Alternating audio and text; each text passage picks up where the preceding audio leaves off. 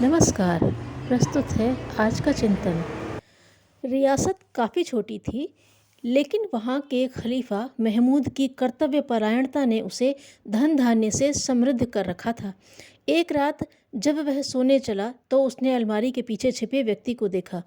महमूद ने उस व्यक्ति को पकड़कर बाहर खींचा। वह कोई चोर था। पकड़े जाने के कारण थर थर काँप रहा था। महमूद ने उसे अपने पास बैठाया और कहा, घबराओ मत। मेरे रहते कोई तुम्हारा कुछ नहीं बिगाड़ सकता। जो मैं पूछता हूँ उसका सही सही जवाब दो। क्या तुम यहाँ चोरी करने आए थे?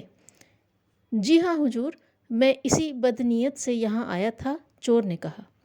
कुछ हाथ लगा? जी नहीं, मैं अभी अभी ही यहाँ आया हूँ। महमूद ने चोर को गौर से देखा। वह किसी अच्छे घराने का शरीफ युवक लगता था। महमूद ने सवाल किया, तुम किसी अच्छे घराने के लगते हो। इस गंदे काम को कब से करना शुरू किया? खलीफा के इस हमदर्दीपूर्ण व्यवहार से चोर रो पड़ा। रोते हुए उसने जो दास्तान सुनाई वह बेहद दर्दनाक थी। उसके अनुसार उसका पिता बगदाद का व्यापारी था। उनके पास ढेरों संपत्ति थी, किंतु उनके मरने के बाद उनके दोस्तों ने उनकी संपत्ति हड़प ली और उसे तथा उसकी माँ को बेघर कर दिया। अपनी बीमार माँ के लिए वह पैसों का बंदोबस्त करना चाहता था, जिसके लिए मजबूरन उसे चोरी का रास्ता अख्तियार करना पड़ा और पहली बार में ही पकड़ा गया। चोर की बताई सभी बातें सच थी। खलीफा चोर के पिता को निजी तौर पर जानता था। सारी कहानी सुनकर उसका दिल भर आया। उसने चोरी करने आए नौजवान की पीठ सहलाते हुए कहा, बेटे, मालिक अपने बंदों को कभी कभी मुसीबत में डालकर उनका इम्तिहान लेता है। हमें मुसीबतों में भी नेक नियति से काम लेना चाहिए। अल्लाह बड़ा कारसाज है। उसके रहम पर भरोसा रखो और मेहनत करते हुए ईमान के रास्ते पर चलो। इतना कहकर उसने अपनी तिजोरी से 300 दीनारें निकाल कर उस नौजवान को दे दी।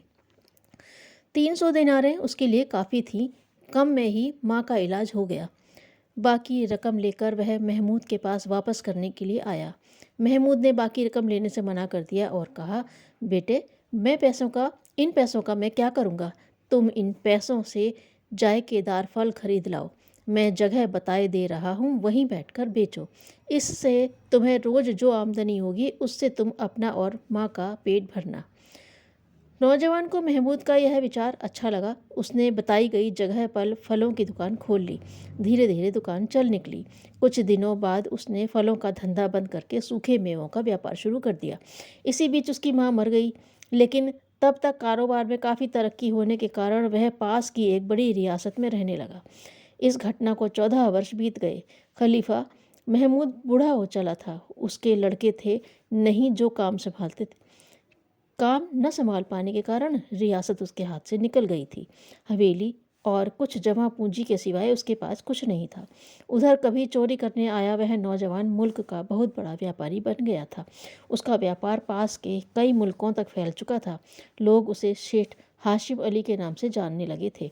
खलीफा, जो अपने बुढ़ापे के कारण ठीक से चल भी नहीं पाता था, उसकी एकमात्र बेटी फातिमा विवाह योग्य हो चुकी थी। महमूद का अब वह मान सम्मान नहीं रह गया था, अतः बेटी के विवाह के लिए धन जुटाने के लिए उसे कठिनाई हो रही थी। बड़ी मुश्किल से उसने 20,000 दीनारें इकट्ठी की थीं, लेकिन इतने में विवाह नहीं हो पा रहा था। अपनी चिंता का कोई हल न देखकर अंततः बूढ़े महमूद ने अपना खानदानी हीरा बेचने का फैसला किया और लाठी टेकता हुआ जौहरी के घर की ओर चल पड़ा। अभी उसने हवेली के मुख्य दरवाजे पर कदम रखा ही था कि चौंक पड़ा। करीब 35-40 साल का एक आकर्षक व्यक्ति चमचमाते कपड़ों में उसके सामने खड़ा था। उसके पीछे सैकड़ों हाथियों और घोड़ों का जत्था जुलूस की शक्ल में था। महमूद ने आंखें मिचमिचाते हुए पूछा, कौन हो मियाँ? मेरे ख्याल से यहाँ के हाकिम से मिलना चाहते हो। भाई, उनकी हवेली तो उस रास्ते पर है। मैं आपसे ही मिलने आया हूँ चचा जान। आपने मुझे पहचाना नहीं? मैं हाशिम हूँ, आपका हाशिम। अरे हाशिम, तुम यहाँ कैसे आना हुआ बेटे? तुम तो बहुत बड़े आदमी बन गए हो। कहते हुए महमूद की आंखें झलक आईं। चचा, मुझे मालूम है कि आप फातिमा बहन की शादी करने जा रहे हैं। उसी के लिए कुछ उपहार लाया हूँ। इतना कहकर हाशिम ने अपने नौकरों को घोड़ों और हाथियों से लदे सामानों को हवेली के आंगन में रखने का हुक्म दिया। महमूद, जो खुशी के आंसू नहीं रोक पा रहा था, बोला, अरे बेटे, यह सब इतना? यह सब आपके द्वारा दिए गए एक अच्छे विचार का फल है चाचा।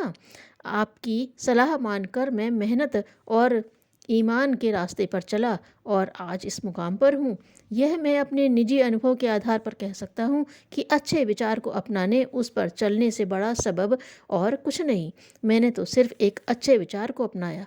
जो अपनी ज़िंदगी में कई अच्छे विचारों को अमल में लाते होंगे वे तो पीर फकीर तक बन जाते होंगे।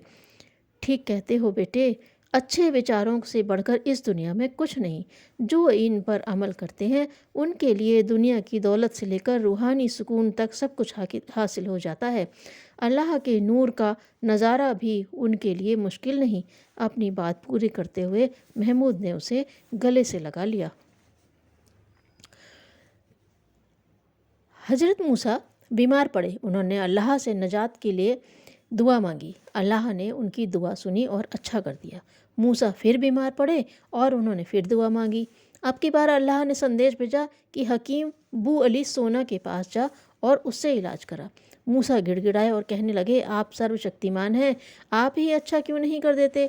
अल्लाह ने कहा, मैं समर्थ हूँ, इसलिए मरीज़ ठीक करने की जगह ठीक करने वालों को बनाने का काम अपने जिम्मे ले लिया है। हमें छोटे छोटे कार्यों के लिए ईश्वर को पुकारकर ईश्वर भक्ति को कलंकित नहीं करना चाहिए। धन्यवाद।